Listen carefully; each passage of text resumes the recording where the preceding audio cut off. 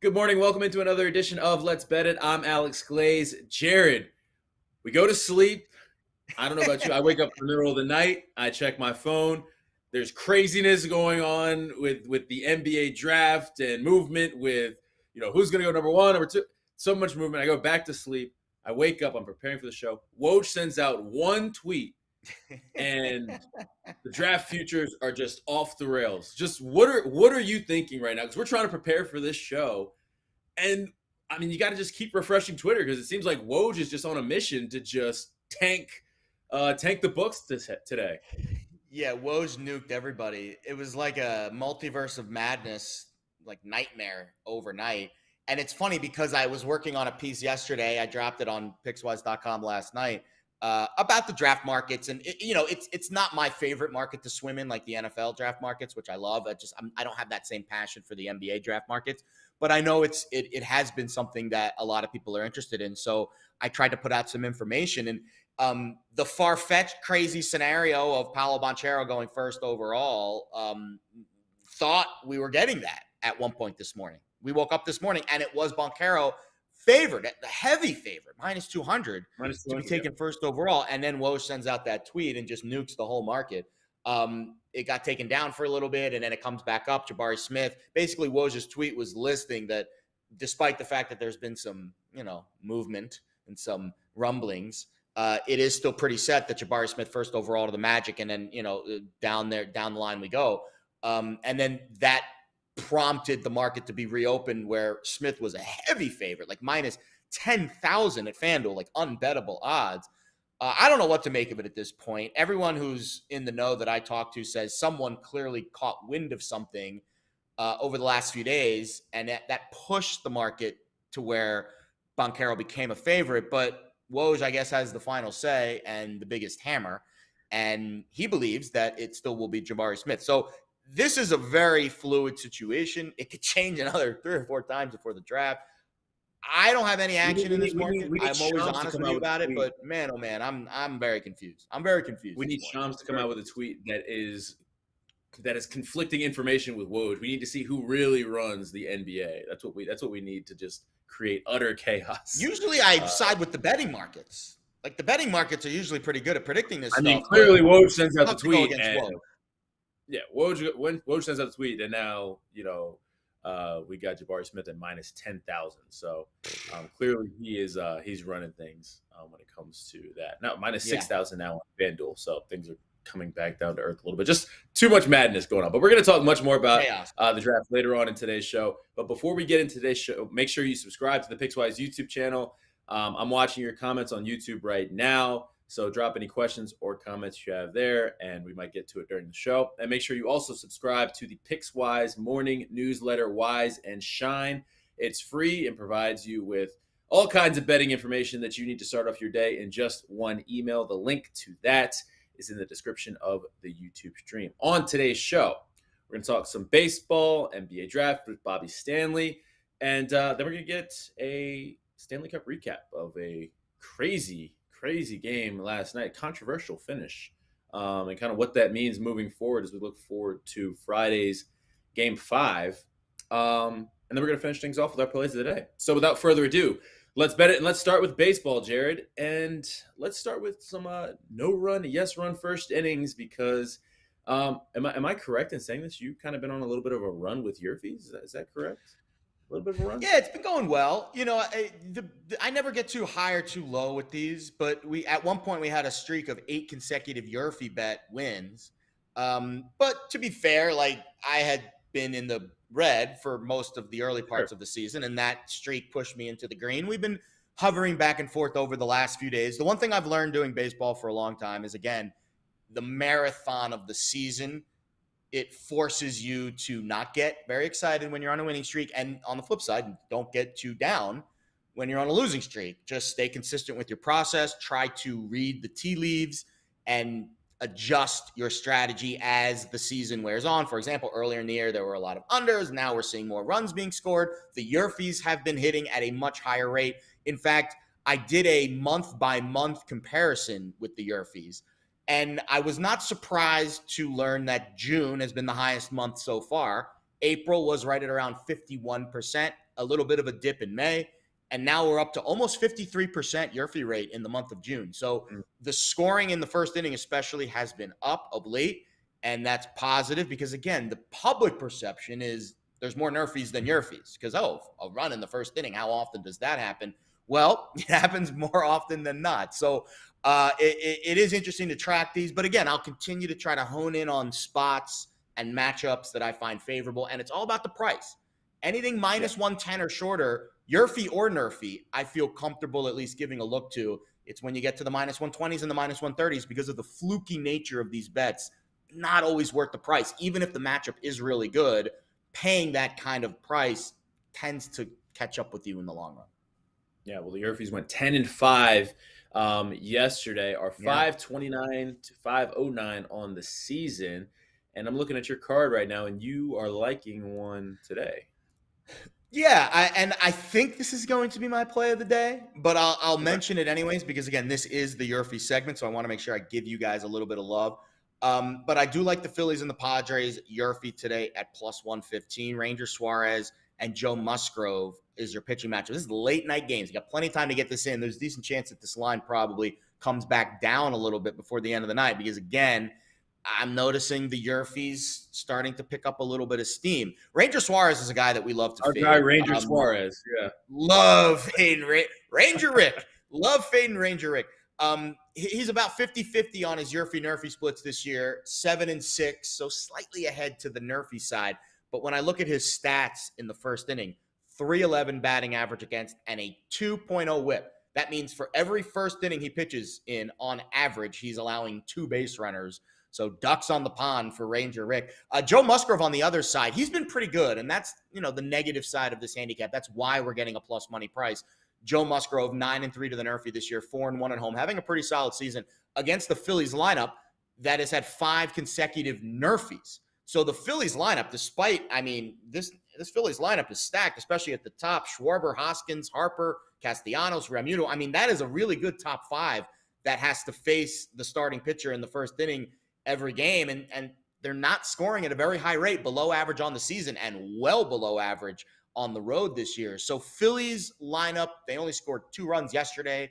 I expect some positive regression, though, because their names are too good to be held down for this long. And San Diego on the other side, their lineup's actually been scoring at a pretty high rate. They scored 4 runs against Madison Bumgarner yesterday, and they've had 7 of their last 8 games go to the YRFI. So I'll take a crack here. Nice price, plus 115 because of Phillies slump. And I think the Phillies and Padres a decent shot tonight, late night YRFI action out on the West Coast. You also have 2 NRFIs that you are looking at. Before I give out my F5, I love a little first half action. Give out your I NRFIs. do like the F5s. Get the bullpens out of the equation as much as possible. Exactly. The bullpens have been so brutal to watch this year. So the NRFIs that I like today are reasonably priced, and that's why I like them. I also like them because they're both matinee games, and they're both getaway day games. So sometimes on a getaway day game after a night game, you'll get a more watered down lineup. Maybe it'll be shifted a little bit. And the pitching matchups in these games are really good. So let's start with the Cubs and the Pirates. NRFI at minus 104. Justin Steele, Jose Quintana. Now, those names aren't household names. Maybe Quintana a little bit. But they're a combined 23-3 to the NRFI this year. The Cubs are a high-scoring team in the first inning, over 40%, but it drops 10% on the road. The Pirates are not a high-scoring team, 23% on the year. That's well below the Major League average. And I'll give you Reds-Dodgers NRFI, also relatively fair price at minus 105 over at Caesars. Clayton Kershaw, Hunter Green. Hunter Green is inexperienced, very volatile. But when he's good, he is really, really good, great. And he is lights out. When he's bad, he's really, really bad, and there's probably going to be an early run in this game.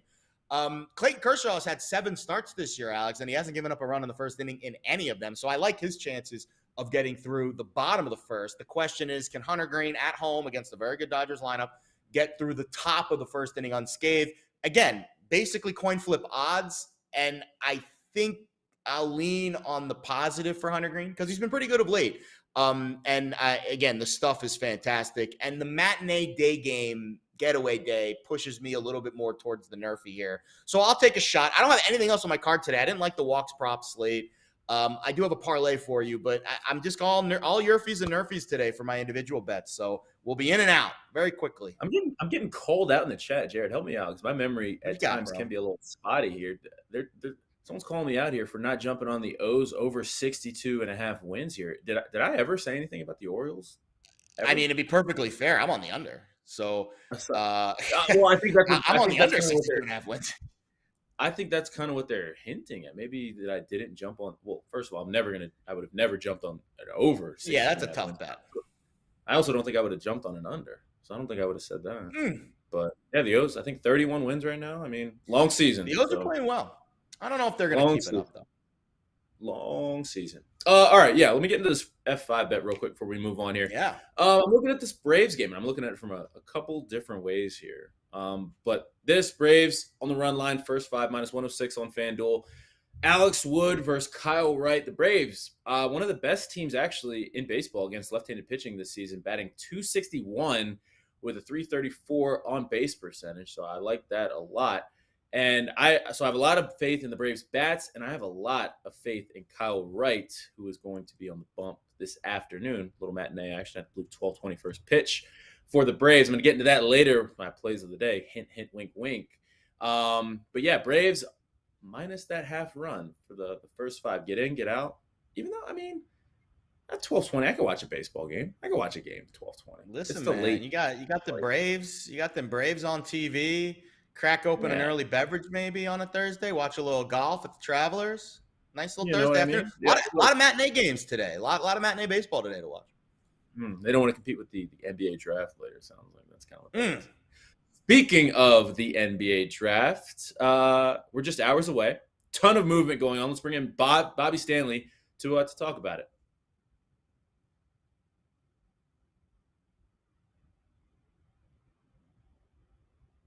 Joined now by NBA prop betting analyst Bobby Stanley, who's probably been up since 2 a.m.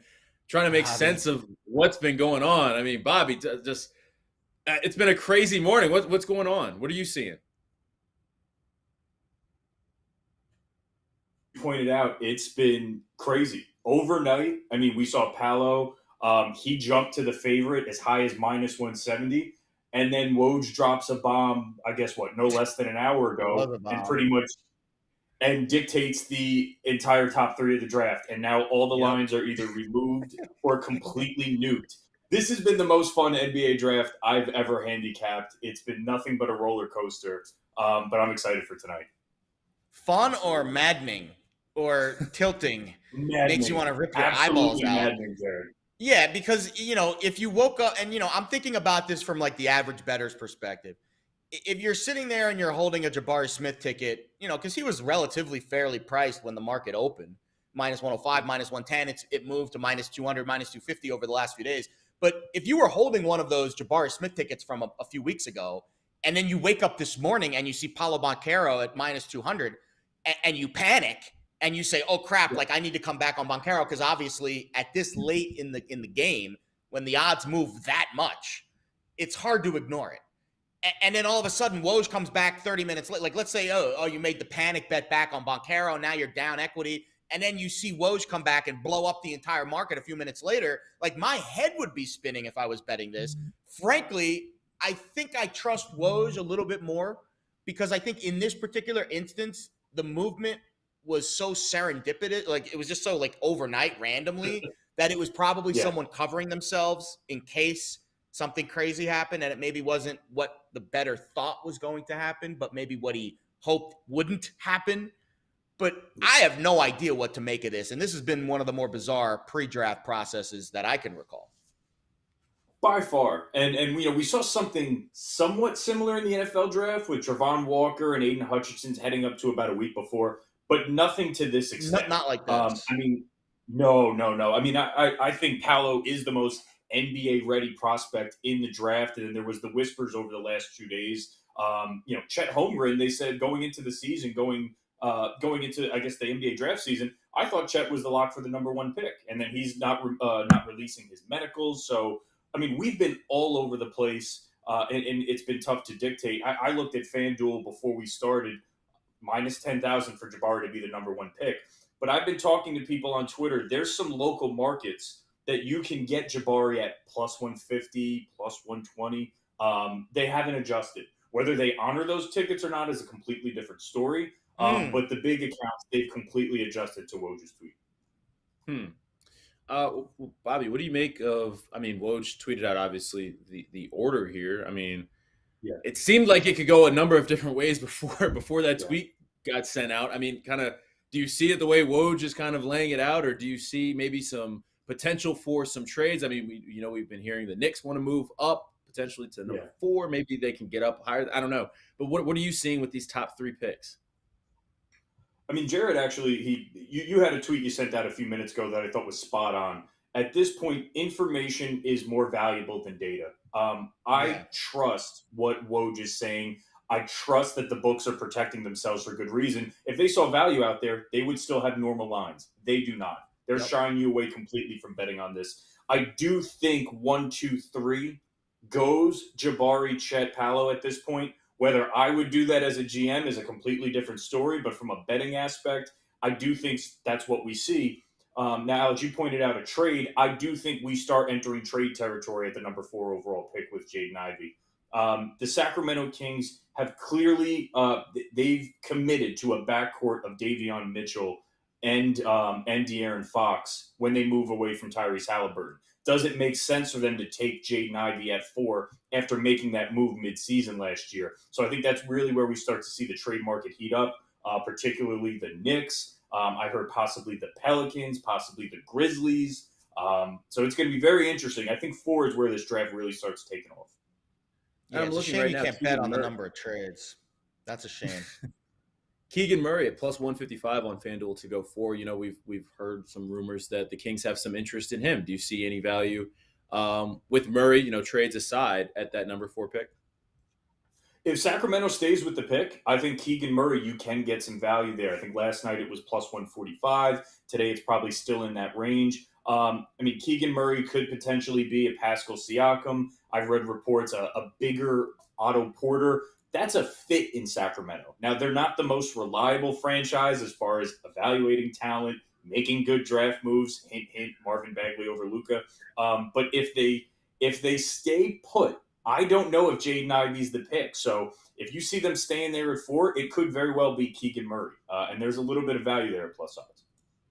So I was looking at your picks, and, we were talking before the show about, the Warriors and how they've built their team through the draft, and all of their basically their entire starting lineup is guys that they've drafted in the last 10 years this year, including Poole and Clay and Steph and Draymond, who was a second-round pick. So when you look at this draft, and listen, none of those guys were top 10 picks either. So when you look at this draft, who is, and I see a few guys on your sheet, a couple unders, actually 3 unders, all 3 players in that range where Steph and Clay were taken, 10, 15.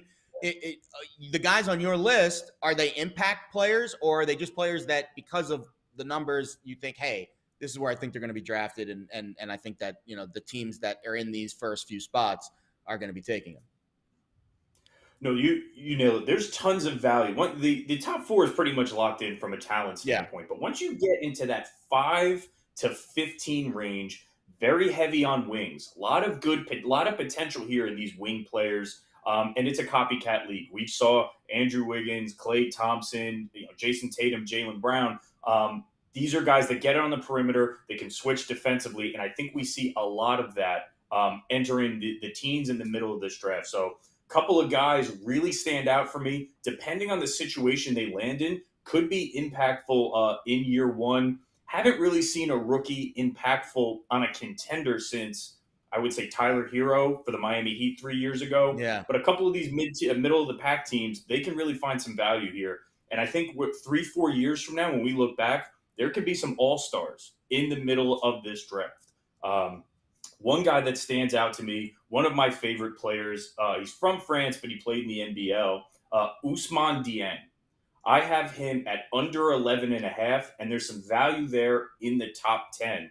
I've seen it at plus 125. I've seen it at plus 155. This kid is one of the highest upsides in the draft when you take out of the top 4.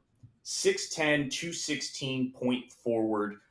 If you look at the NBL, he played 22 games. The first 11 was still getting his feet wet, still getting comfortable in the league. The last 11, he averages 14-4, 1 assist, and almost 2 steals. He shoots nearly 50% in the field and 35% from 3. So and he excelled in the pick and roll, which is pretty much all the NBA is today. He can range anywhere from Kyle Anderson to, if he puts on the weight, to Giannis. And I know that's a lofty expectation, but the build and the skill set is there in its infancy. So I have him pegged at number 10 to the Spurs. No coincidence that they also took Kyle Anderson.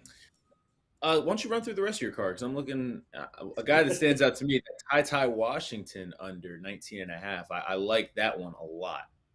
Yeah. Ty combo guard out of Kentucky. We have a history. There's a lineage there of combo guards out of Kentucky. 6'4", comes from the elite program. Again, excels in the high pick and roll, which is what this NBA, it pretty much is at this point.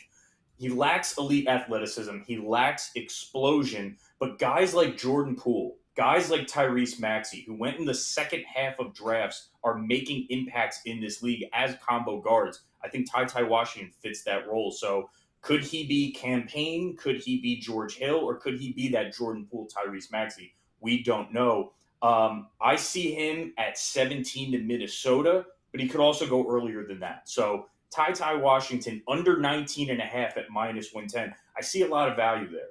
I mean, we're the first 4, not so much value anymore, but you could really hit some bets in the teens to the middle round of this draft. LSU was such a fascinating team this past year, watching them in college basketball. I know Alex wasn't a big fan of their head coach. What was fascinating? What was fascinating about them? I'm curious. Go on. All the talent, no wins to match it up. Way more talent than wins. Who do you blame for that? Will Wade, but we can there you go. Go on but that doesn't mean that their players won't get drafted in high in the draft, because Will Wade's not going to be coaching them at the next level. So talk to me about Tari Eason. I got this. You tweeted this out a little earlier in the week, and I got it at plus 110 over at Caesars. I have seen it moved a little bit now, but under 17.5 seems like the steamy bet on the LSU tag out. Yeah, man. I mean, another wing defender. 3-and-D is what this league is. He had very good workouts with Cleveland and San Antonio. 6'8", 215. Shot exceptionally well from 3. Very, very long, explosive athleticism. He ended up being the 6th man for LSU after transferring from Cincinnati. They worked him he played small ball 5. So something that's very, very valuable to today's NBA. Could he be closer to a Robert Covington, someone who's had success in this league and plays a valuable role? If we're looking at potential landing spots for Eason, Charlotte at 13 and 15, Cleveland at 14, Atlanta at 16 and 17. So 13 through 17, we're entering Tari Eason territory, and it's still plus odds. I like this kid. I think there's a lot of room for him to grow, but early on, can he get on the court as 6th, 7th man, defend multiple positions, knock down shots, and then expand on his offensive game over the years? So Tari Eason over 17.5 at plus odds, very, very interesting to me. Awesome. Bobby, before we get you out here, because there's still some people that are looking to place some bets on tonight's draft, just can you walk us through your process? How do you decide what to bet on for the draft for people that are still looking and trying to decide what to wager on? Sure. I mean, it's a combination of things. You're reading mock drafts. You listen to a lot of podcasts. I'd go as simple as taking a prospect's name that I like, throwing his name in Twitter. What information comes up? Because like we said, information is more important than data. I mean, you try to play a little bit of NBA scout. Obviously, you're not making the picks. You're trying to guess what they will do. So especially in the NBA, they don't necessarily draft as much on need as you see in the NFL. It's really take the best guy you can. This draft in particular, very, very wing heavy. We're seeing bigs being phased out of the game as much as possible. One guy that stands out, someone like a Jalen Duran, over 10.5, his position, the kid out of Memphis, freak athletically, but and he emulates a Robert Williams or a Bam Adebayo. Someone like him 5-10 years ago is potentially a top 8 pick. Now he could be seated in the middle of the round. So I think from a process standpoint, absorb as much information as you can. Look at the book, see where you're getting some value at, because they're all over the place with these middle of the round picks. Unfortunately, we see lines that are, I'm not touching a minus 260. I'm just not. No. There's no value in it for me. But you can peg some guys that are at a coin flip, some top 10 picks. Eason's still at plus money, like I was talking about. Find a couple draft guys that you trust. I really enjoy the guys over at The Ringer, Kevin O'Connor, Bill Simmons, Ryan Russillo. They do a lot of quality draft content, and they're plugged in. So you can pick a few things out and make the best decisions. But I would generally wouldn't go more than half a unit on anything. It's so all over the board on what these things could be. Have fun in the middle rounds. Take a couple stabs at guys, but for the most part, it's not like betting an over-under on points or rebounds. This is a completely different beast. Bobby, it's funny because I am obsessed with the NFL draft market because it's such a different animal. The combine, the team needs, the historical perspective of certain teams drafting in certain spots and doing certain things. And it seems like a much easier handicap. The handicap is similar for the NBA draft, but I think you nailed it when you said team needs don't matter because there's only 60 picks in the whole draft, and there is a ton, unlike the NFL. The free agency market is a lot more free, and it's a lot more movement with teams. They can buy guys out. It's more flexible. So there's not as much need as much as it is, I want to find the best player that can impact my team right away. But what that does is it sets up a lot more deception and a lot more just wide open insanity. So I don't love betting this draft as much as I like the NFL draft, despite the fact that it is, again, a similar handicap. The last thing I want to ask you before you go, because I'm curious too, if you had to pick one of your three bets tonight as I feel the most confident about this one, because maybe your boy needs a best bet later, and I want to give you a little love. Yeah. Which one of the three would you pick? Ousmane Dieng, the kid from he played in the NBL. He's from France. Yeah, I agree. He was recruited by the G League Ignite. He was recruited by top tier teams in the NCAA. He ended up going the LaMelo Ball route and played for the New Zealand League. I see unreal potential with him. I got him top 10 at plus 125. I look at FanDuel today; it's minus 190. Makes me feel a little bit good about my scouting, but I think we could look back in 4 or 5 years and say, "Wow, how did this kid land at number 9 overall?" So Ousmane Dieng under 11.5. I got it at minus 125. He's plus 110 right now to be a top 10 pick on DraftKings. So DraftKings may be a little slower to move. That's what you're saying. If you look at FanDuel, he's minus 190. So that's what we were talking about, man. These value, you got to do a little bit of homework. Start shopping from book to book. They're not all catching up. Holy moly. He is minus 190. Yeah, we're locking that in right now. You probably can't throw $5,000 on this. They might limit you to $75. Of course not. You should only be betting very, very little on the draft to begin with. But my favorite, Ousmane Dieng, under 11.5 or top 10, whatever you get more value on. Awesome. It's Bobby Stanley, NBA prop betting analyst. Appreciate your time and good luck with your picks tonight, Bobby. Thank you, guys. Before I go, Jared, I love the zip up. The Rams, the Elks. Appreciate you, bud. It's quality. I was there, man. This is my moment. This was my moment in the sun. I was in LA. Did I tell you the story that I bought the Rams logo before the game, and I didn't put it on until after they won because I was scared I would jinx them because I had a lot of money on Rams money line. I was born and raised a Rams fan. I was in LA, but I couldn't afford to go to the game. But I hung out at a Rams tailgate party. Top 5 experience of my life. Love it, man. Super Bowl. Thank you for having me. Appreciate you, bud. Thank you for having me. Good stuff. All right, Jared, let's switch gears and talk some puck. A controversial win for the Avs last night. Nazem Kadri comes back after that thumb surgery he had just a few weeks ago. Scores the game-winning goal. Didn't even know he scored it until his teammates are rushing him. Scores the game-winning goal. Avs had 6 on the ice. The NHL's come out and said that they missed the call.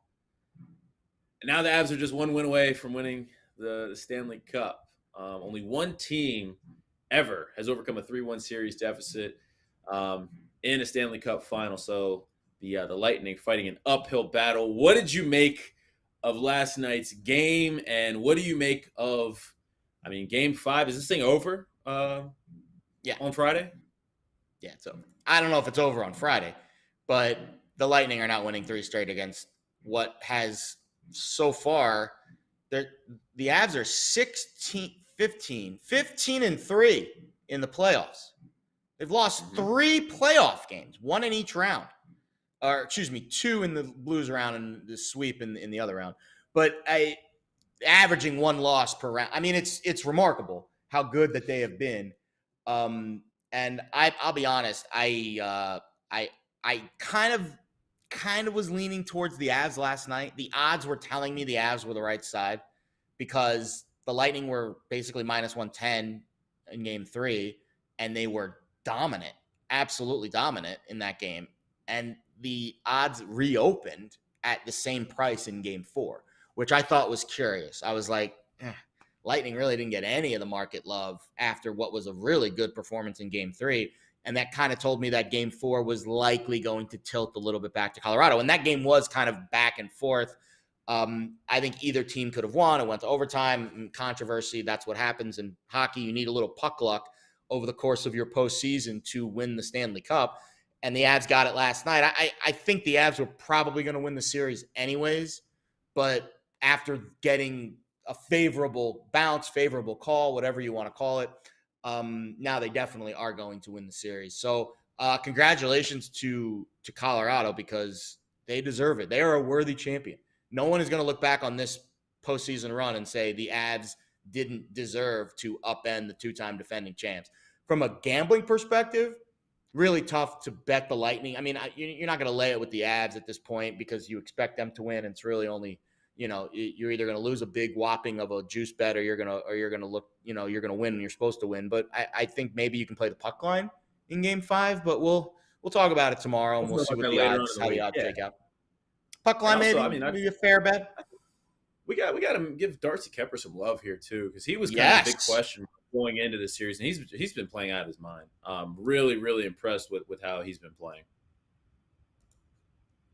I have no rebuttal to that. I did not expect him to play that well last night. No, he was fantastic, absolutely fantastic. I think he was the reason that they won, because he gave up 2 goals and one of them was really early in the first 10 seconds of the game. And then he was basically flawless the rest of the game. And even the goal that he gave up early was like he got his mask knocked off. But again, those are the types of things that happen in the course of an NHL game that you have to overcome. The Avs were able to overcome that. The Lightning were not able to overcome that last bad break that went against them. And that's, again, when you win 2 straight Stanley Cups, they've probably had a few of those bounces go their way. In fact, I recall last year, against the Isles in overtime, they scored a goal that was like no one, like what just happened. So that's the ebbs and flows of hockey. But again, the Avs are absolutely a worthy champion. They are the best team in the league this year, and they're going to lift the cup, and they deserve it. They do. We're going to be talking much more about Game 5 tomorrow. All right, let's move on to our plays of the day, Jared. We got a 3-star play up on the site.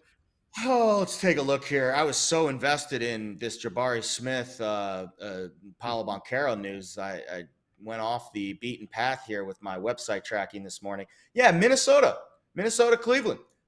Good series in the AL Central. I don't know if you've been paying attention to the AL Central race at all, but a lot of back and forth between the Guards and the Twins over the last couple nights. Cleveland's had a couple of nice wins. Minnesota still hovering around first place. Cleveland right there as well. Should be a decent finish with Chicago in the mix as well. But again, that series continues today, afternoon affair, and Mark Lammy is suggesting a bet on the home team, on the Twinkies. Right. So go check that out, Pickswise.com, 3-star play of the day. And we got golf this afternoon. Joaquin Neiman's on the list. Sam Burns is on the list, 2 of guys that our Pickswise golf experts are targeting, and we'll see how they fare. Xander Schauffele right now, the leader, 5 under par, very early on in the tournament. Up at Travelers. You ever played up there? TPC River Highlands, short course. Gotta get up there. Okay, beautiful. So I got a text the other day from our friend Mark Zeno. It was a late night text. Whenever Zeno's texting late night, it's an angry text, right? He's never texting about anything happy late night. He just texted me, put Kyle right in the graveyard. Or no, he might have tweeted. It was a tweet. Put Kyle right in the graveyard. I responded, never. I'm never putting my guy Kyle. I don't know what Kyle Wright did to him that night, but I'm never putting Kyle Wright in the graveyard. As a matter of fact, tonight, or today, I should say, matinee, a little 12:20 first pitch. Kyle Wright over 5.5 strikeouts. It's my play of the day. A little juicy, but Kyle Wright during the day game, I got to roll with it. Going against the Giants, struggling at the plate recently, 4th worst batting average as a team in the last 15 days, batting .222. Also, a team that's bottom 3rd of the league in strikeouts. Kyle Wright has 6 or more strikeouts in each of his last 3 starts, and in 9 of his 13 starts this season, I should say, and ranks top 10 in Ks per 9. So I'm loving over 5.5 strikeouts. If you're feeling a little ambitious, 7 or more strikeouts is plus 132 on FanDuel. But the play of the day is over 5.5. We just need Kyle Wright to give you 6. But if you're feeling a little ambitious, 7 get you plus 132. So I'm backing Kyle Wright. Regardless of what happens, we're not putting my guy in the graveyard. So this was kind of like I'm going to stick it to Zeno because I'm going to let him know after Kyle Wright gets this home for me this afternoon. I'm going to just send him a nice little screenshot of the little stat line there. My guy. My guy. What's your play, Jared? The irony is Kyle Wright could get lit up and give up 9 runs, but still go over a strikeout prop. Look, all I care about is the strikeout prop. All I care about is the strikeout prop. So he must. That's fair. You know what? That's fair. He must have heard Zeno in like a no-run first inning kind of situation. That must he did. That's exactly what happened. It's funny because the hate or the trolling that goes on usually is directed specifically at whatever your bet is. So like, again, Kyle Wright could have pitched great for the other 5 innings of that game, but in the first inning gave up a run and screwed over Zeno. I don't know the context behind it, but now I'm interested, and I'm pot committed. I got to go back and I got to go back and look. I want to go back. Kyle Wright's been great. He's been great in his He last, has been really good. Tough, I'll be honest. That's been a really interesting series. Giants, Braves. I mean, obviously those are 2 teams. World Series champion last year, and the Giants were the NL West champion, and they had that great season. That could be a potential playoff preview. Those were 2 finalists, two of the final 4 teams in the NL last year. So good series there between the Giants and the Bravos. I'll definitely keep an eye on that one today. So listen, I was going back and forth about my play of the day. I thought maybe the Philly San Diego YRFI was a good spot, but listen, the YRFIs, NRFIs, they're great bets. They're fun. I love it. It's a market that I'm very invested in, but I wouldn't classify them as play of the day status unless there's literally nothing else going on, which on a night like tonight, there isn't a lot going on until our friend Bobby Stanley came on a few minutes ago and pointed my gaze in the direction of the gap between some of these odds for the NBA draft. And like I said earlier in the show, it's not my favorite market to bet on, but I trust the analysts we bring on this show. I believe in them. That's why we have them on. So when they come on and say this particular bet is my best bet of this little nuanced niche market, I pay attention. And then I go look at FanDuel. By the way, I'm talking about Ousmane Dieng under 11.5 draft position. Then I go look at FanDuel and I see the gap in his top 10 market position, minus 190 at FanDuel, plus 110 at DraftKings. So here's how we're going to play it. Our play of the day is Ousmane Dieng under 11.5 at minus 135. I feel very safe, very confident there. I'm also adding a half a unit on his top 10 draft position at DraftKings at plus 110. So I've got almost 2 units invested in Ousmane Dieng, but for the purposes of the show, for this exercise, under 11.5 draft position will be the play of the day. I have no idea who might take him or where. Again, I trust the analysts we bring on the show, and then I use my odds analysis to tell you that someone at FanDuel, who I trust them a little more than I trust DraftKings, feels very strongly about Dieng going in the top 10. So that's where we're at. Ousmane Dieng, under 11.5 draft position. You can bet it right now at DraftKings at minus 135. Love it, love it, love it. All right, let's get out of here. That'll do it for us today. For Jared, I am Alex. We will be back tomorrow at 10 a.m. to talk more Stanley Cup finals. We get ready for Game 5 and more baseball as always. We'll see you tomorrow at 10 a.m. Good luck.